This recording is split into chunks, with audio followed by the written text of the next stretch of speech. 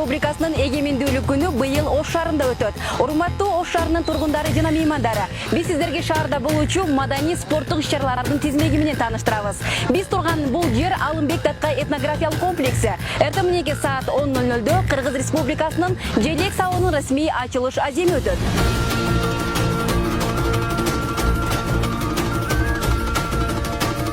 31 август саат 10:30 баштап Ош мамлекеттик университетинде мамлекеттик жана саясий ишмер Насер Нисановдун 80 жылдыгына карата эстелигинин расмий ачылыш аземи.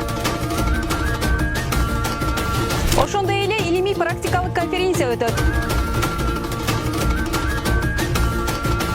31 август саат 11:00 Султан Ибраимов атындагы Ош улуттук драма театрында Кыргызстан элдер ассамблеясынын Ош бөлүмү тарабынан Ош достуктун шаары аталышындагы фестиваль драм театрдын оң тарабында тарыхта калган элестер деген парктын ачылышы жана дал ушул жерде Ата журт ажары деген парктын ачылышы өтөт. 30 август күнү кечки саат 6-да, 31 август саат 4-тө Ош улуттук драма театрында акын, ойчул, тарыхчы Молдонияз Эрназар уулунун 200 жылдыгына арналган 16-чы эл аралык айтыш 2023 кыргыз-казак токмо акындарынын кош байге айтыш өтөт.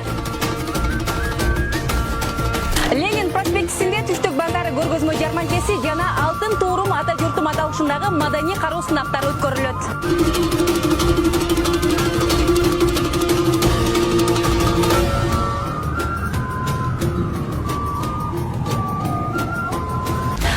Сүйүнбаев атындагы Ош борбордук стадионунда 27 августтан 31 августка чейин таяк тартыш, белбоо күрөшү, алыш күрөшү, ордо, улуу көчмөндөр күрөшү сыяктуу спорттук мелдештер өткөрүлөт.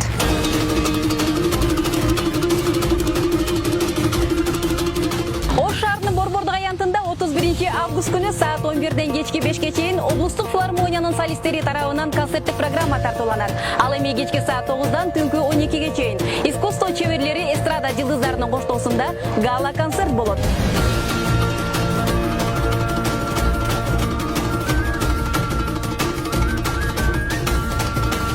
25 августтан 31 августка чейин күн сайын Төлөйкөн ат майданында Көкбөрү боюнча Кыргыз Республикасынын президентинин кубогу жана улуттук оюндар боюнча мелдештер өткөрүлөт.